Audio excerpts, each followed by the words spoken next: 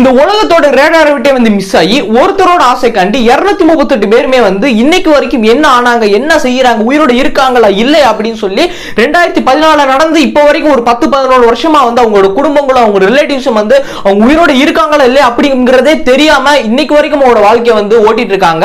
But இப்படிப்பட்ட ஒரு சம்பவம் MH370 ஃபிளைட் வந்து மிஸ் ஆனதோட சம்பவத்தோட ஃபர்ஸ்ட் இது வந்து செகண்ட் பார்ட். ஃபர்ஸ்ட் பார்ட் வந்து ஐகாலியின் தரேன் கிளிப்ஷன் தரேன் போய் மறக்காம செக் பண்ணி பாருங்க. இந்த வீடியோ பார்த்து முடிச்சுட்டு இத பத்தின ஃபர்ஸ்ட் பார்ட்டும் இது வந்து செகண்ட் பார்ட், இத பத்தி டீடைல்டான எக்ஸ்பிளைனர் வீடியோ தான் வந்து இருக்கும். என்ன நடந்துச்சு, அந்த ஃளைட்டுக்கு என்ன நடந்துச்சு, அந்த ஃளைட் ஆக்சுவலா அந்த ஃளைட்டோட பைலட் ஜகாரி வந்து என்ன பண்ணாரு, அவரோட சொந்த ஒரு ஆசைக்காண்டி இப்படிப்பட்ட ஒரு விஷயத்தை 238 பேரையுமே வந்து கொன்னாரா அப்படிங்கறத பத்தி அந்த டீடைல் எக்ஸ்பிளைன் வந்து பார்க்க போறோம். அதோட பீசஸுமே வந்து கிடைச்சிருக்கு, அது எங்க என்ன நடந்துச்சு அப்படிங்கறது டீடைல் எக்ஸ்பிளைன் வந்து பார்ப்போம். ஹாய் ஹலோ கதம் அண்ட் ஜி ஹச்.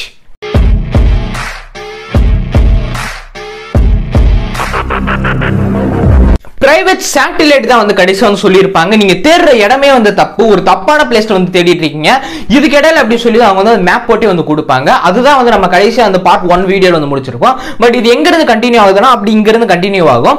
என்ன அப்படின்னா அந்த ஃபிளைட் வந்து சரி அவங்க சொன்ன பிரைவேட் சேட்டலைட் அவங்க சொன்ன பிளேஸ்ல வந்து போய் தேட ஆரம்பிக்கிறாங்க. இந்த ஃபிளைட் வந்து ஆக்சுவலா ஒரு பைலட் வந்து உள்ள இருக்கிறவங்களையும் சரி அந்த ஃபிளைட்டையும் சரி காப்பாற்றணும் அப்படின்னு நினைச்சாங்க அப்படின்னா ஒருவேளை என்ன பண்ணிருப்பாங்க அப்படின்னா இந்த மாதிரி ஃபியூல் தீர்ற வரைக்கும் சுத்திட்டோ செஞ்சிட்டோ ஏதோ ஒண்ணு கடைசியில ஃபிளைட்டை வந்து அழகா தண்ணியில வந்து அதாவது கடல்ல வந்து அழகா வந்து லேண்ட் பண்ணணும் அப்படிங்கறத வந்து ட்ரை பண்ணியிருப்பாங்க. அப்படி ட்ரை பண்ணோம் அப்படின்னா கண்டிப்பா வந்து யாராச்சும் வந்து எங்கேயோ சீல போறவங்க ஷிப்ல போறவங்கள இல்லை எங்கேயோ ஏதோ ஒரு அலாட்மெண்ட் கொடுத்து ஏதோ ஒரு அலர்ட் கொடுத்து எங்க இருந்தா வந்து யாராச்சும் வந்து காப்பாத்திடுவாங்க அப்படிங்கறத அவங்க வந்து நினைப்பாங்க. பட் ஆனா இந்த ஃபிளைட் வந்து ரேடாரை விட்டே வந்து மிஸ் ஆயிருக்கு. இது one of the planned murder அப்படின்னு கேட்டீங்க அப்படின்னா இப்படிதான் ஒரு சில டாக் வந்து இருக்கு அப்படின்னு சொல்ல முடியும். அவரோட ஜகாரி ஃபிளைட் பைலட்டோட அவரோட ஜகாரியோட ஒரு ஆசைக்காண்டி கிட்டத்தட்ட 238 பேருமே வந்து இன்னைக்கு வரைக்கும் என்ன ஆனாங்க அப்படிங்கிறது தெரியல, ஒரு 10-11 வருஷமா. ஆனால் இதுல என்ன ஒரு ஹைலைட்டான ஒரு விஷயம் என்ன அப்படின்னா இவர் ஜகாரி அப்படிங்கிற அந்த பைலட்டை ஓட்டின அந்த பைலட் வந்து அந்த ஃபிளைட்டை ஓட்டின பைலட் வந்து ஒன் ஆஃப் த பெஸ்ட் பைலட்டர் அப்படின்னு சொல்லி பல அவார்ட்ஸ் வந்து வாங்கியிருக்காரு. அவரை மாதிரி இன்னைக்கு வந்து இவ்வளவு வயசாயும் சரி இவ்வளவு ஒரு டேலண்டா இவ்வளவு ஒரு ஸ்கில்லோட ஃபிளைட்டை வந்து கண்ட்ரோல் பண்ணி ஓட்டக்கூடிய ஒரு மிகப்பெரிய ஒரு ஆள் அப்படின்னா அவர் தான் சொல்லி பேசப்படுறாங்க. அது நிறைய அவார்ட்ஸுமே இந்த ஒரு வாங்கியிருக்காரு. பட் ஆனா இந்த ஃபிளைட்டை வந்து அவர் வந்து இப்படி ஒரு லேண்ட் பண்ணணும் அப்படிங்கறத நினைக்கவே இல்லை. என்ன பண்ணிருக்காரு அப்படின்னா அவரோட தாட் அவரோட மைண்ட் செட் வந்து என்ன அப்படின்னா அந்த ஃபிளைட்டை வந்து ஒரு சேஃபா லேண்ட் பண்ணணும்னு நினைச்சிருந்தா அவர் எப்பயும் வந்து லேண்ட் பண்ணியிருப்பார். One of the well experience pilot அந்த ஃபிளைட்டை ஓட்டுனார், அவ்வளோ பெரிய எக்ஸ்பீரியன்ஸ் ஆன பைலட். அந்த ஃபிளைட்டோட கோ பைலட் வந்து யார் அப்படின்னா அவர் ட்ரெயின் பண்ணல பைலட். அப்படிங்கிற போது ரெண்டு பேருமே இந்த பயங்கரமா இருந்திருப்பாங்க. அப்படி அவங்க நினைச்சிருந்தாங்க அப்படின்னா அவர் நினைச்சிருந்தாரு சாரி கோ பைலட் கிடையாது ஜகாரி அவர் நினைச்சிருந்தாரு அப்படின்னா என்ன வேணாலுமே ப்ராப்பரா வந்து லேண்ட் பண்ணியிருக்காங்க. பட் ஆனால் அவர் நினைக்கல. அந்த ஃபிளைட்டோட மேக்ஸிமம் ஸ்பீடே வந்து பாத்தீங்கன்னா ஒரு 42 கிலோமீட்டர் ஸ்பீடு தான். பட் ஆனால் ஹை ஸ்பீடையும் வந்து தொட்டு இருந்திருக்காங்க. அவங்க போன வேகத்தில் ஃபியூலே தீண்டே போயிருந்தாலும் சரி அந்த ஃபிளைட் வந்து உடனே கீழே விழுந்திருக்காது. அவங்க போன டாப் ஸ்பீடுக்கு கிட்டத்தட்ட 200 கிலோமீட்டர் டிராவல் ஆயிருக்கும் அப்படிங்கறத வந்து சொல்றாங்க. 200 கிலோமீட்டர் டிராவல் ஆயிருந்திருக்கும். பட் ஆனால் இவங்க என்ன பண்ணிருக்காங்க அப்படின்னா இறக்கணும் அப்படிங்கிற அந்த ஒரு தாட்டே கிடையாது. நேரா போய் தீண்ட உடனே டக்குன்னு டர்ன் பண்ணி அப்படியே சர்றன்னு வந்து கடல்ல வந்து விட்டுருக்காங்க. அது வந்து ஒரு தடயமும் ஒரு ஆதாரமும் இல்லாம வந்து அழிக்கணும் அப்படிங்கறத பிளான் பண்ணிட்டாரு அவரு. ஐ மீன் எப்படி சொல்லணும் அப்படின்னா அவர் ஒருத்தர் மட்டும் தான் பிளான் பண்ண ஒரு விஷயம். கீழேயுமே வந்து விழுந்து பிளாஸ்ட் ஆயிருச்சு. எங்க கிடக்கு அப்படிங்கிறதே தெரியல. இத்தனை வருஷமா பல கதர்கள் வந்து இருந்தாலும் சரி இவர் பண்ணதுக்கான ஒரு பின்னோக்கம் என்ன அப்படிங்கிற ஒரு விஷயம் வந்து இருக்கும்ல. ஏன் பண்ணாரு எதுக்காண்டி பண்ணாரு அப்படிங்கிற ஒரு டாக் அப்படிங்கிற இந்த ஒரு விஷயம் வந்து வரணும். இப்படிப்பட்ட ஒரு பைலட்டர் வந்து இவ்வளவு பேசஞ்சர்ஸ் வந்து உள்ள இருக்கும் போது கிட்டத்தட்ட வந்து 238 பேர் வந்து 239 பேர் வந்து உள்ள இருந்திருக்காங்க. பைலட்டர்ஸ் எல்லாத்தையும் பேசஞ்சர்ஸ் எல்லாத்தையும் சேர்த்து வந்து இதை தாண்டி வந்து என்ன அப்படின்னா அங்க வந்து 2 பைலட்டர் கோ பைலட்டர் வந்திருப்பாங்க. உள்ள கிட்டத்தட்ட வந்து மொத்தமே பைலட்டர் மட்டுமே வந்து 8 பேர் சம்திங் வந்து இருந்திருக்காங்க. இவ்வளவு பேர் இருக்கும் போது இப்படிப்பட்ட ஒரு சம்பவம் வந்து நடந்திருக்கு. இது உள்ள விழுந்து இந்த மாதிரி ஆனதுக்கான அவரோட ஒரு பிளாஷ்பேக் அவரோட ஒரு பேக்கப் ஸ்டோரி என்ன அப்படின்னா எதுக்காடி இது பண்ணார் அப்படிங்கிறது இப்போ வந்து டீட்டெயிலாக வந்து பார்ப்போம். அவர் வந்து ஒரு நல்ல ஒரு ஃபேமிலி ஐ மீன் எப்படி சொன்னா ஒரு லவ் மேரேஜ் ஒரு சூப்பரான ஒரு ஃபேமிலி லைஃப் வந்து லீட் பண்ணிட்டு இருந்திருக்காரு.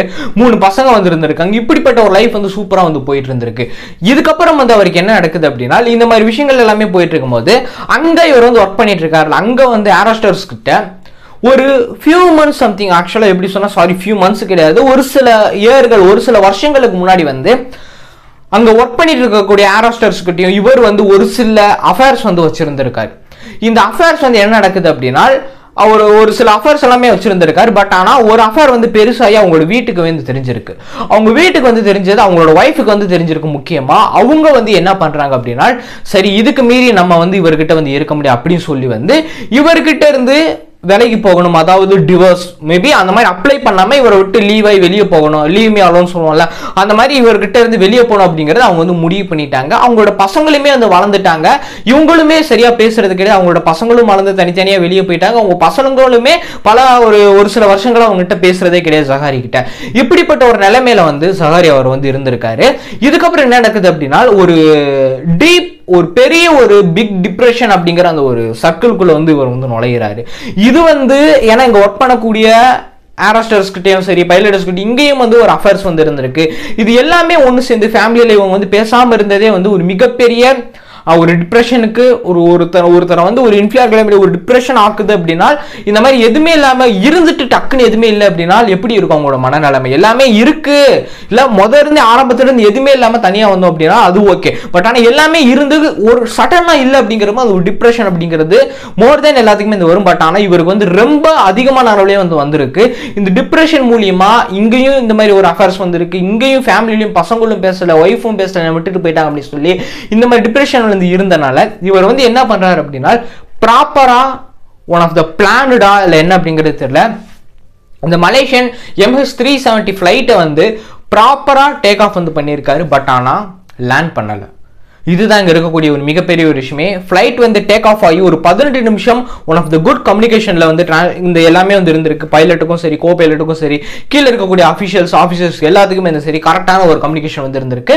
பட் ஆனா ஒரு 18 நிமிஷத்துக்கு அப்புறம் அந்த ஃபிளைட் வந்து ரேடாரை விட்டே கிராஸ் ஆகி எங்க போச்சுன்னே தெரியாம ஒரு மிகப்பெரிய அளவில் ஒன் ஆஃப் த பிளானட் மர்டராக தான் அது வந்து இன்னைக்கு வரைக்கும் இந்த பார்க்கப்படுது அப்படிங்கிற ஒரு மிகப்பெரிய ஒரு விஷயமே. பட் ஆனால் இப்படிப்பட்ட ஒரு டாக் வந்திருக்கு, இதுதான் நடந்துச்சு அப்படிங்கிறத சொல்ல முடியல. ஏன்னா கண்டிப்பாக ஒன் ஆஃப் த வெல் எக்ஸ்பீரியன்ஸான ஒருத்தர் இருக்காரு அப்படின்னா, ஏன்னா ஃபிளைட் வந்து ஸ்ட்ரெயிட்டாக போயிட்டு இருந்த ஃபிளைட் வந்து 18 நிமிஷத்தில் அட்லாண்டிக் நோக்கி போய் அவரோட சொந்த ஊருக்கு போய் இத்தனை ஒரு விஷயங்கள் வந்து நடந்திருக்கு. அந்த ஃபிளைட் வந்து மலேசியாவில இருந்து கிளம்பி சைனால இருக்கக்கூடிய அந்த ஒரு பிளேஸுக்கு வந்து போக வேண்டிய ஒரு ஃபிளைட். பட் ஆனா எங்கெங்கயோ சுத்தி எங்கெங்கயோ நடந்து கிட்டத்தட்ட வந்து இந்த ஃபிளைட் வந்து தண்ணியில விழுந்து தெரிச்சு பிளாஸ்ட் ஆயிருக்கு அப்படிங்கிறதா இன்னைக்கு வரைக்கும் ஒரு பேசப்படக்கூடிய ஒரு விஷயம். இங்க இருக்கக்கூடிய ஒரு மிகப்பெரிய இதோட ஒரு விஷயம் என்ன அப்படின்னா, 2014 இந்த ஃபிளைட் 8 மார்ச் 2014 அன்னைக்கு விழுந்த ஃபிளைட் வந்து இன்னைக்கு வரைக்கும் அவங்களோட குடும்பங்களும் அவங்களோட ரிலேட்டிவ் வந்து அவங்க உயிரோட இருக்காங்களா இல்லையா, உண்மையில அவங்க வந்து இறந்துட்டாங்களா அப்படிங்கிறது கூட தெரியாம அவங்களோட தினம் வாழ்க்கையை வந்து ஓட்டிட்டு இருக்காங்க, ரன் பண்ணிட்டு இருக்காங்க அப்படிங்கிறது ஒரு மிகப்பெரிய ஒரு விஷயமே. இது எல்லாருமே சேர்ந்து, அதாவது இந்த ஃபிளைட்டை கண்டுபிடிக்கிறதுக்காண்டி கிட்டத்தட்ட வந்து 25 கண்ட்ரிஸ் எல்லாருமே வந்து சேர்ந்து வந்து மணி வந்து ஜென்ரேட் பண்ணி இதில் போட்டிருக்காங்க. இன்க்ளூடிங்குமே வந்து இந்தியாவில் அதில் வந்து இருக்கு, இன்க்ளூடிங் இந்தியாவுமே வந்து போட்டிருந்திருக்காங்க. அவ்வளவு தூரம் தேடி கடைசியாக ஒரு கட்டத்துக்கு மேலே என்ன நடக்குது அப்படின்னா, அவங்க இழந்த மக்கள், அதாவது இழந்த ஃபேமிலி அண்ட் ரிலேட்டிவ்ஸ் அவங்களுமே வந்து என்ன பண்றாங்க அப்படின்னா, நாங்களும் காசு போடுறோம், நாங்களும் எல்லாருமே சேர்ந்து நல்லா செஞ்சு நல்லா தேடுவோம் அப்படிங்கிறதையும் வந்து சொல்லிட்டு இருக்காங்க. பட் எனிவேஸ் வந்து ஒரு வருஷத்துக்கு முன்னாடி நினைக்கிறேன் ஒரு சில பார்ட்ஸ் மட்டும் உங்களுக்கு வந்து கிடைச்சிச்சு. அதாவது அந்த கடல்ல இருந்து ஃபிஷரா போய் டிராவல் பண்ணி அவர் போனவர் அங்க ஒரு சில பார்ட்ஸ் வந்து கிடைச்சதை வச்சு அதை வந்து அவர் வீட்டுக்கு எடுத்துட்டு வந்து அவரோட ஃபிஷரோட ஒய்ஃப் வந்து அது கிட்டத்தட்ட ஒரு 5-6 வருஷமா வந்து வாஷிங் ஸ்டோனா வந்து யூஸ் பண்ணியிருக்காங்க, அதாவது துவைக்கக்கூடிய கல்லா வந்து யூஸ் பண்ணியிருக்காங்க அப்படிங்கிறத ஒரு ஹைலைட்டான ஒரு விஷயமே. அதை வந்து எடுத்துட்டு வந்து ரெக்கவர் பண்ணி இந்த மாதிரி விஷயங்கள் வந்து கிடைச்சு. பட் ஆனா யாருமே வந்து ஒருத்தரோட பாடியும் சரி அவங்க இறந்துட்டாங்களா அப்படிங்கிறதும் சரி எதுவுமே வந்து தெரியாத ஒரு நிலைமையில தான் வந்து இன்னைக்கு வரைக்கும் இந்த உலகம் வந்து இருக்கு.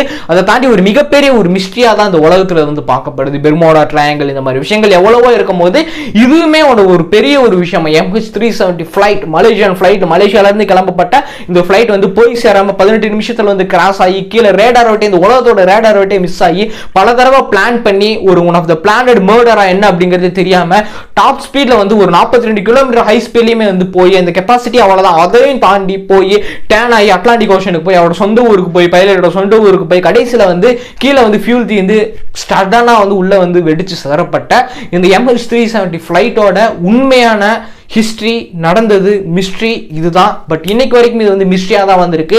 என்ன நடந்துச்சு அப்படிங்கிறது இதனால் வரைக்கும் எவ்வளவோ டெக்னீஷியன்ஸாக இருக்கட்டும், எவ்வளவோ டெக்னாலஜியாக இருக்கட்டும், இவ்வளவையும் வச்சு நம்மளால கண்டுபிடிக்கல அப்படிங்கிறதா, கண்டுபிடிக்க முடியல அப்படிங்கிறதா ஒரு பெரிய ஒரு விஷயமாய் வந்திருக்கு. எனிவேஸ் இன்ட்ரெஸ்டிங்கான விஷயம் இருந்திருக்கும்னு நினைக்கிறேன். இது வந்து part 2 video. Part 1 video description கொடுக்குறேன். அதே மாதிரி ஐகார்டி லிங்க் தரேன், போய் மறக்காம செக் பண்ணி பாருங்க. அதை நீங்க பார்த்துட்டு இதை நீங்க பார்த்தாலும் புரியும், டீடைல்டா வந்து உங்களுக்கு வந்து புரியும். செகண்ட் பார்ட் போய் மறக்காம செக் பண்ணி பாருங்க. நம்ம சேனல் சரிங்க மறக்காம பேச்சுக்கோங்க, மறக்காம ஃபாலோ பண்ணிக்கோங்க. என்ன பெஸ்ட்லாம் ஃபாலோ பண்ண விஷயம் இல்லை, கௌதம் சர்ச் பண்ணீங்க நம்மளோட ப்ரொஃபைல்ஸ் பெஸ்ட்லாம் ஃபாலோ பண்ணிக்கலாம், கான்டாக்ட் பண்ணிக்கலாம். கண்டிப்பா ஒரு ரெஸ்பெக்ட்லி ரெஸ்பான்ஸ் வந்து இருக்கும். கீழே லிங்க்ஸ்மே கொடுக்குறேன், இன்ஸ்டாகிராம் மோஜ் லிங்க்ஸ்மே கொடுக்குறேன். போய் மறக்காம செக் பண்ணி பார்த்து மறக்காம ஃபாலோ பண்ணி வச்சுக்கோங்க. அடுத்த மீட் பண்ணலாம். பாய்.